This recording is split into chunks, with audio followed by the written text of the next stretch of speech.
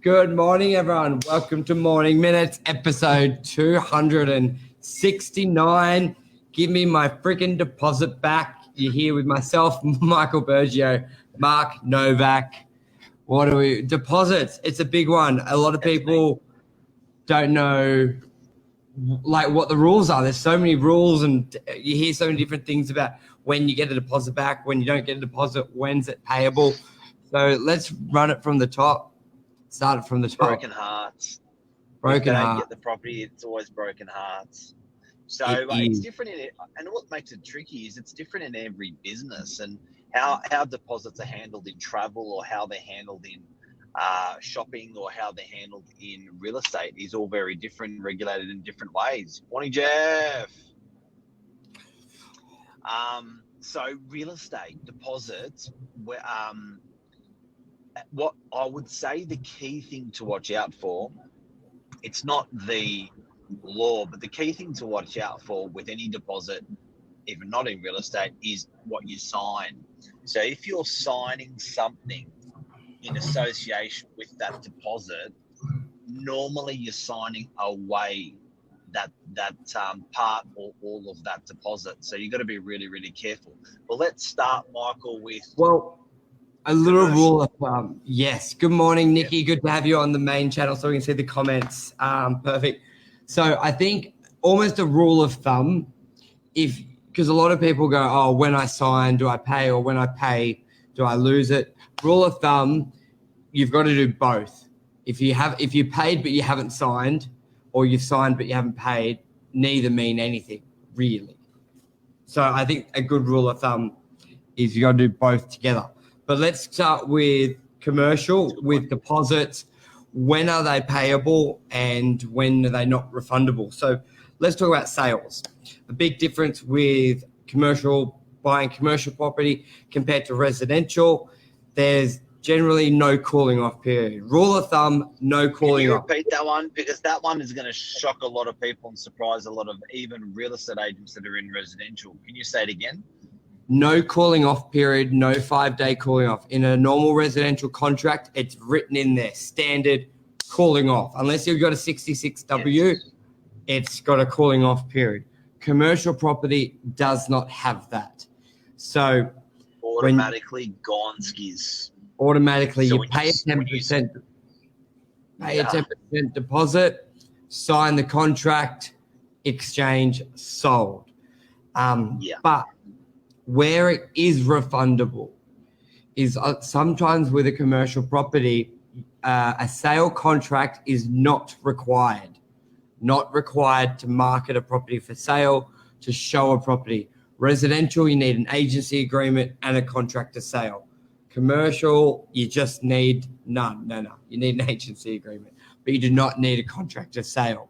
So what an owner will occasionally set, what happens quite often, a buyer will make an offer subject to reviewing the contract of sale, but an owner will request the buyer to pay a good faith, F-A, faith, deposit. We are going to talk about residential in a sec, so if there's anyone watching, we're getting on to that in a moment.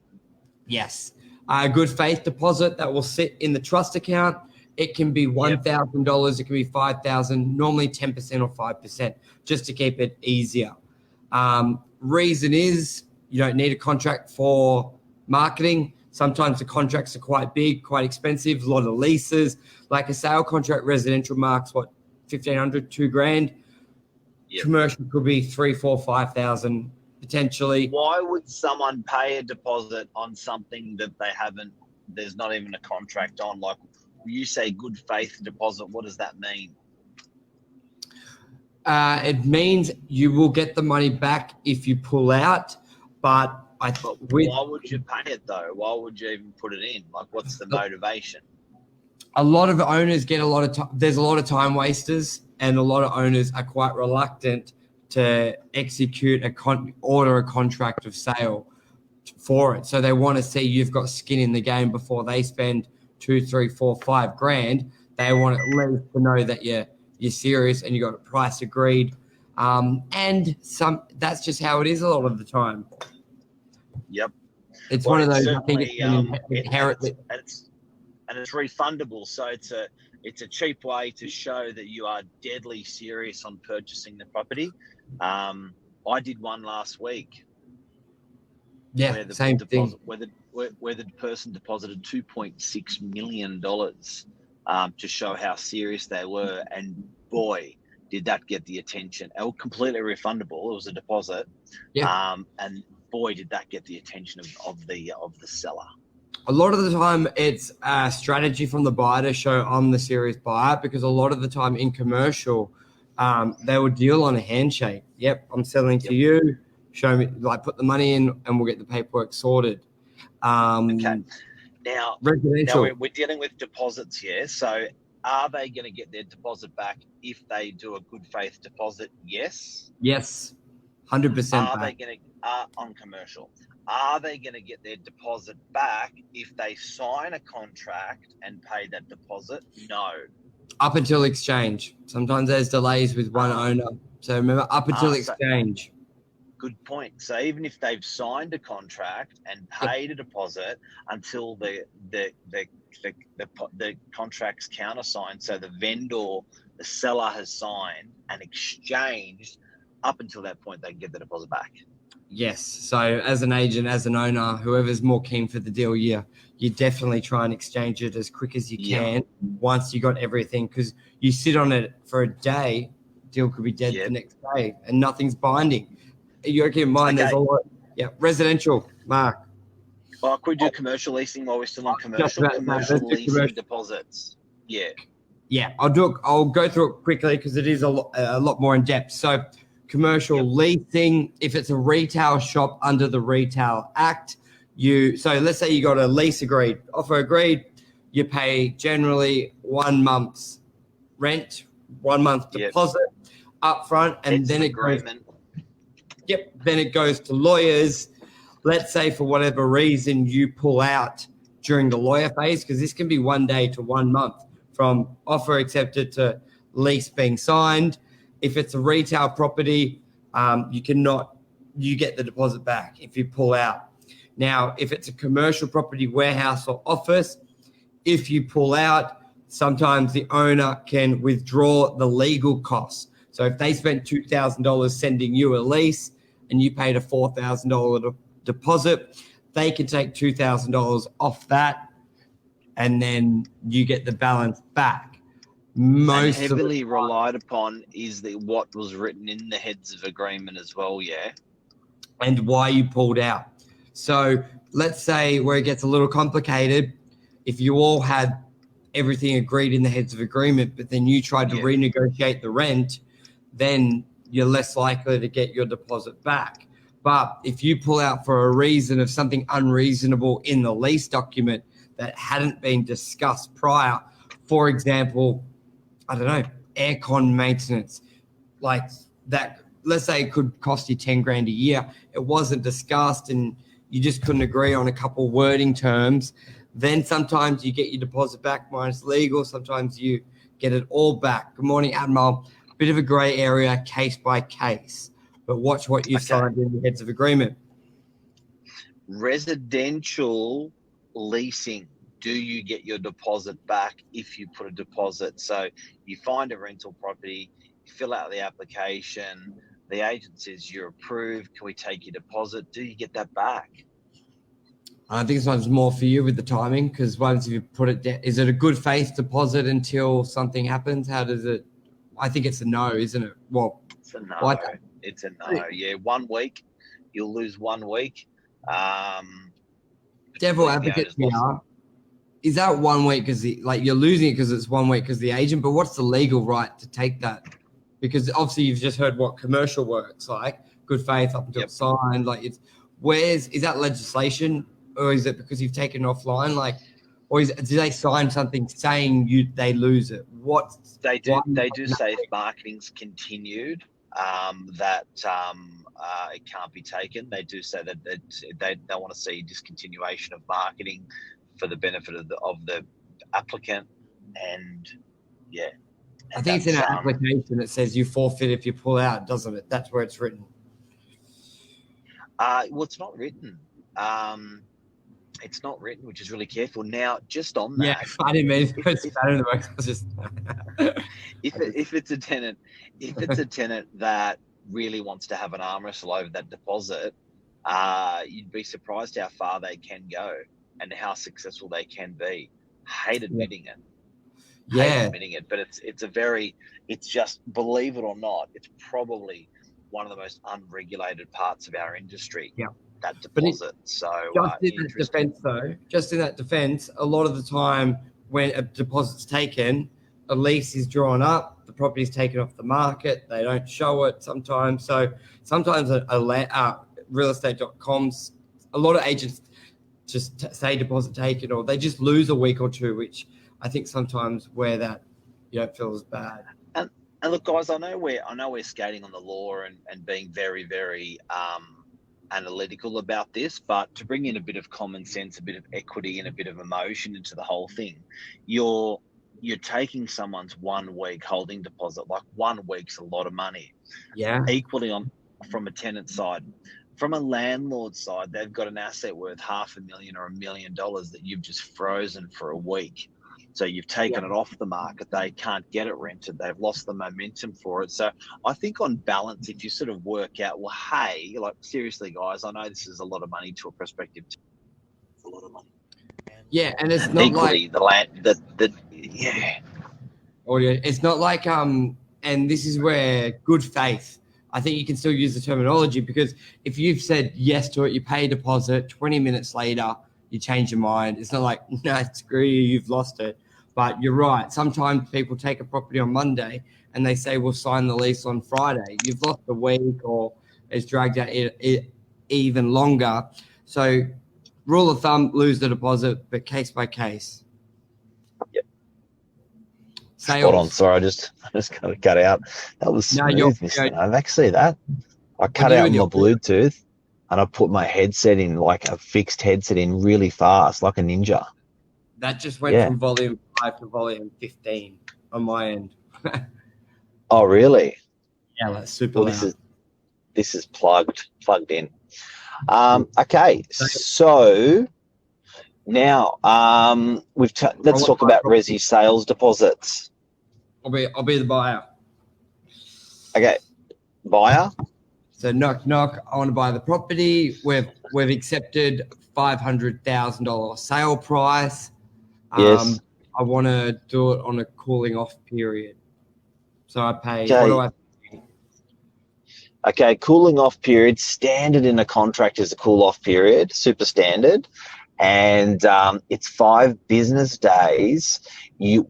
All you pay is, you don't have to pay the 10% deposit. All you pay is the 0.25% of the deposit.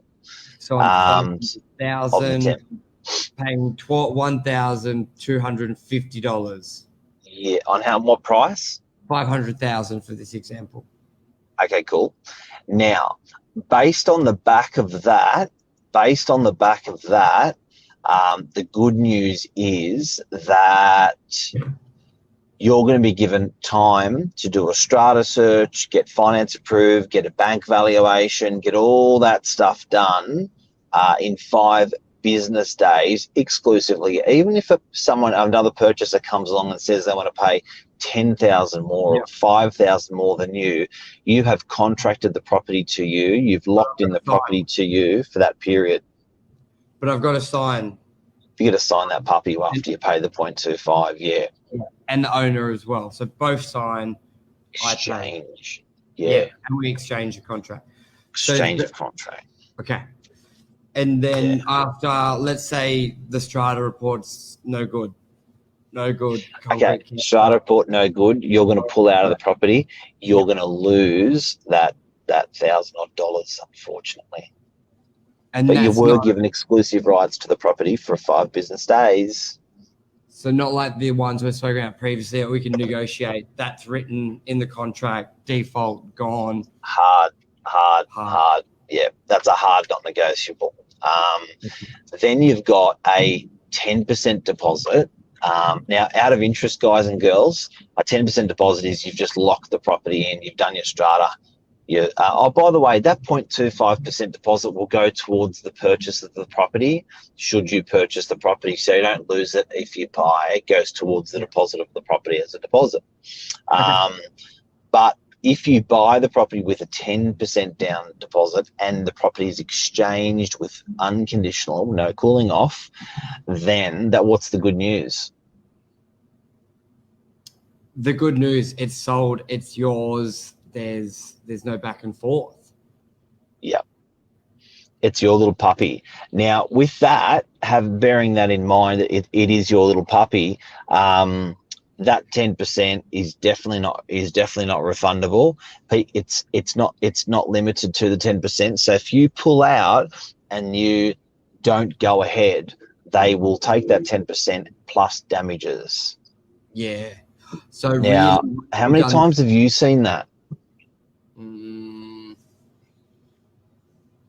I've never had it personally, but I think there's been one or twice, but only with off the plan. I think we had one or two examples. Yeah. It's very rare. Generally, very rare. So out of every 1,000 transactions that we witness, you probably would not get one person doing that. It is really, really rare. I would say about one in 3,000 transactions we would see that. Yeah. What's Michael Edwards got to say? Tenants think that landlords... He's always got lots to say. Yeah, he's a good man. He's fun. Tenants think landlords are rich, but most of them walking a fine line, one or two mortgages, property is not a huge portfolio that can be absorbed a week's rent, 100%. And we're seeing this during COVID, aren't we, Mark? There's so much going on the tenant side, and landlords are bleeding. Yep. Now, something we should also mention that Michael's triggered me on is all of these deposits, agents don't benefit from. Yep. All of these deposits, agents do not benefit from. The beneficiaries are the property owners, the landlords or the sellers. Very true, because I think there's a misconception in the marketplace, just to wrap it up in a couple of minutes, there is that misconception in the marketplace.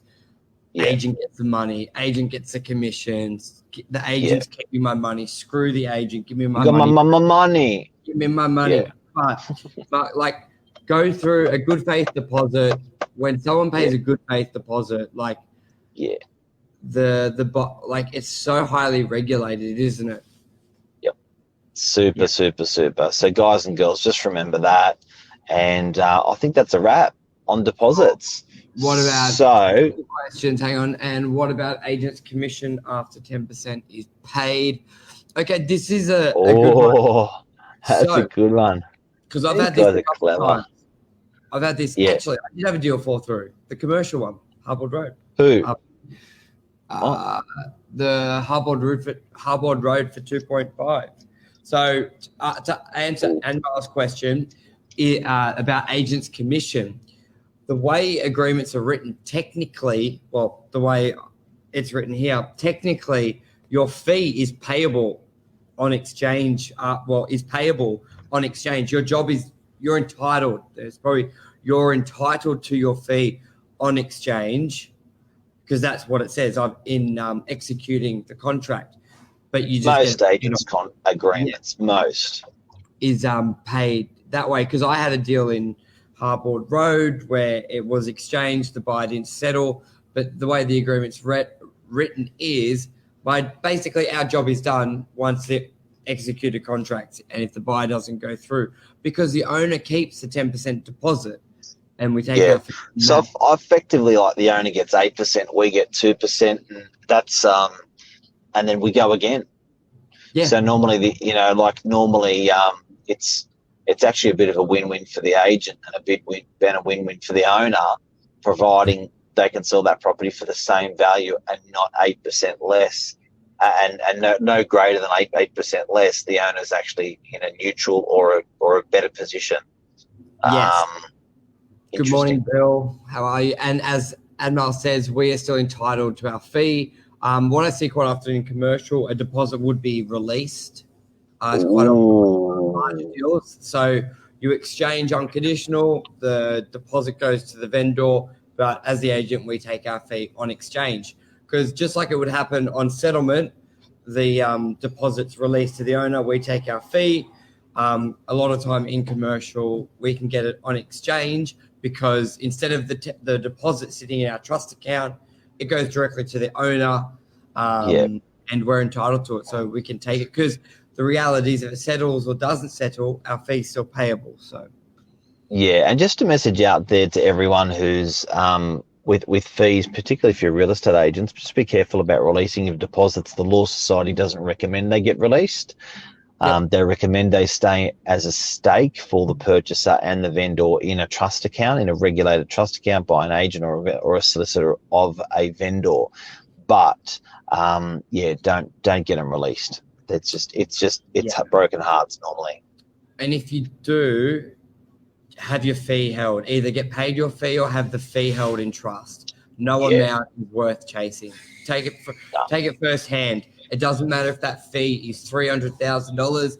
If they don't want to pay you, it will cost you more to potentially chase it. So basically, have the fee paid. If the deposit gets paid, fee stays in trust or gets paid, but never release it, or don't settle for getting paid on settlement because they don't. Very complex deposits, very complex, but hopefully we've cleared it up a little bit for peeps out there today, consumers. It's not really spoken about much besides until it shit hits the fan. So if we can arm people up, prepare people up a little bit more by talking about it today, I hope we have.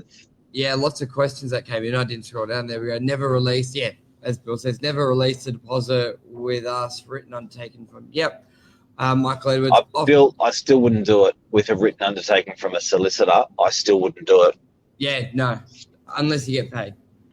Off topic. At Reality, now paying their agent's commission on unconditional exchange. Thoughts? What was that? Off topic, but is that Realty? Is that another agency? Paying agent's commission on unconditional exchange. Yeah.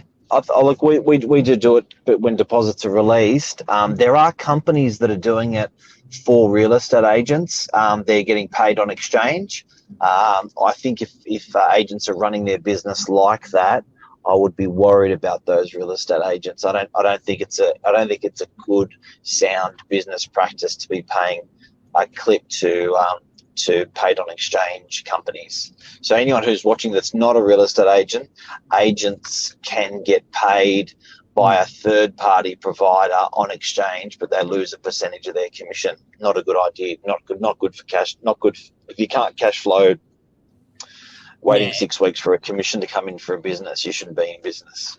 It's the first sign of shit hitting the fan, really. I remember Tom Paddles talking about this. Talking about Nikki. Thanks as always. Thank you very much for watching, Nikki, and interacting. Love it. Admal, as always. Speak to you all soon. Got to wait until the order of the agent. Not on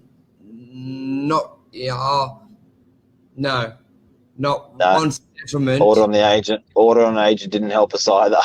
Yeah. Undertaking from a solicitor or order on the agent, still not secure enough. We've happened to us. We've been hit by a $250,000 commission not coming into the office, had to pursue it absolutely vigorously, and I've got to tell you, none of those things helped. Yeah. So when we say no, it's coming from. If you want to speak more, Anmo, you can just give me a call for the details. Same as you, Bill, because everything you've suggested, we had it and it doesn't help. So no, just don't even try. Just don't release it. Yeah, just do not release it once if it's a stakeholder and it's part of your agreement. That's a wrap. Long one today. Thank you very much, guys. See ya. Cheers. Bye. Bye.